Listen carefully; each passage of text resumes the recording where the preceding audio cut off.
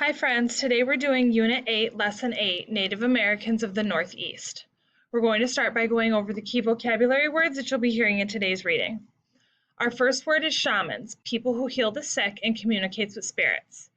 Our second word is wigwam, a hut made by covering a framework of wooden poles with bark or animal hides. We're now going to move into today's reading. The journey for some native peoples took them to the northeastern part of America, to the abundant leafy woodlands and deep dark forests that stretched from Canada and the Great Lakes south to the Carolinas, and from the Atlantic Ocean on the east coast west to the Mississippi River. This was a time long before Europeans came and made their mark upon the land. This was a time when some native peoples made the forest their home and lived in long-term balance with their environment. Unlike in the Southwest, rain fell, as it still does, more frequently upon most of this land. The native peoples of this region did not believe there was a need to call upon the assistance of gods for rain to soak the earth and make the crops grow.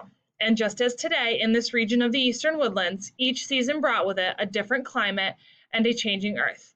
The same freshwater rivers and lakes, the same imposing mountains and forests, color the landscape today as they did back then. As you have already learned, some of the earliest people to settle across this region were the mound builders, whose culture lasted for thousands of years. They spread out from the Mississippi River and lived on the surrounding land, hunting in the forests and utilizing the abundant natural resources available to them. The people who settled in this area are known as the Eastern Woodland Indians. After hundreds of years of nomadic existence, other groups of people bound by family connections formed themselves into tribes. In fact, the Eastern Woodland Indians were made up of numerous tribes. Some of these tribes included the Iroquois, Mohican, and Powhatan. Over time, these tribes established their own cultural identities, which included a range of languages spoken throughout this large area. The Eastern Woodland Indians often interacted with each other. Sometimes their interactions were peaceful, at other times they were not. These tribes relied on the land for their very existence. They guarded their villages, their hunting lands, their crops, and their settlements from invasion by neighboring tribes. Some scientists believe that wars may have been the result of an era around 500 to 1,000 years ago when the climate changed considerably. A harsh mini ice age swept across the world. This occurred thousands and thousands of years after many scientists think the Beringia crossing took place. During this time, when food was scarce and it was difficult to survive, tribal wars broke out and brought about the deaths of many young warriors and the destruction of tribal villages.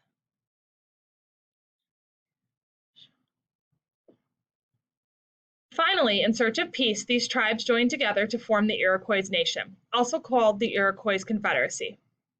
As they negotiated or discussed how they would live peacefully together, they often smoked a peace pipe. As you have heard, the Iroquois did not call themselves by this name. They called themselves Haudenosaunee, or people of the Longhouse.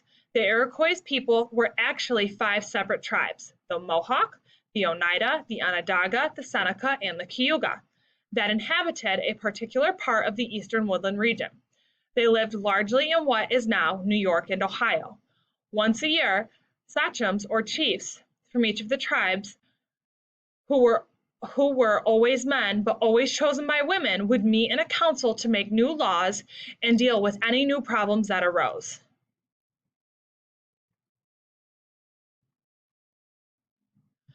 As with all native peoples, the landscape helped shape the Iroquois culture. It greatly influenced what kind of houses they built, what clothes they wore, what food they ate, how they traveled, what weapons they had, what tools they used, what gods they worshipped, and even what language they spoke. A typical home for many eastern woodland Indians depended more on climate and available resources than anything else.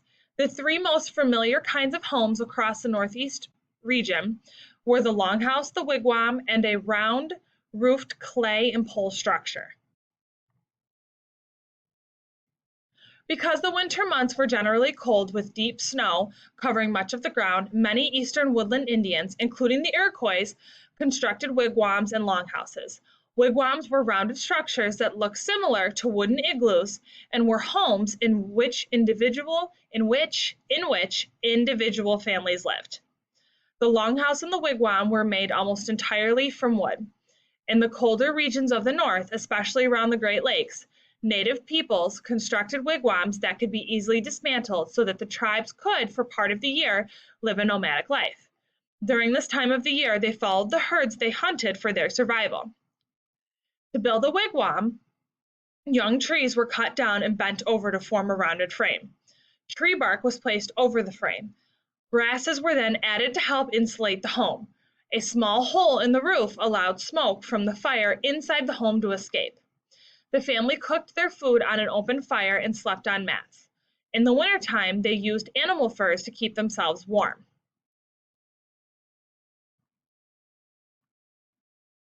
Longhouses were much larger than wigwams and were home to several families that were related to each other. The Iroquois considered themselves to be related to each other through the mothers in the tribe. This extended family group was called a clan. Each clan had an animal name. When a young couple married, they went to live with the bride's family. Some longhouses ranged in size from 50 feet to 150 feet long and housed as many as 50 people.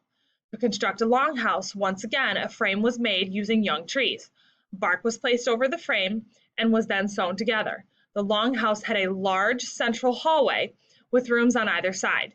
The family members slept on sleeping platforms. Some Iroquois still build longhouses today for ceremonies. Just like other tribes, the Iroquois made baskets and pots in which to store food. The Iroquois grew different varieties of corn and beans. They also grew squash, sunflowers, and tobacco. They cleared the land of trees and shrubs and planted their crops. Corn, beans, and squash were particularly important crops, and the Iroquois referred to them as the Three Sisters. Like members of a family, the three plants helped each other grow. By planting these three plants together, the Iroquois relied on the natural relationships among these plants. The corn stalks provided a support for the bean plants, which would wind around the corn stalks. The squash leaves that lay on the ground prevented weeds and increased the amount of rainwater that was absorbed into the soil. Also, the bean plants produced a natural bacteria that made the soil more fertile for the corn and squash plants. In the wintertime, when food was scarce, many Iroquois left their villages to hunt. They moved with the herds and often did not return to their villages until early spring. The Iroquois hunted deer using bows and arrows.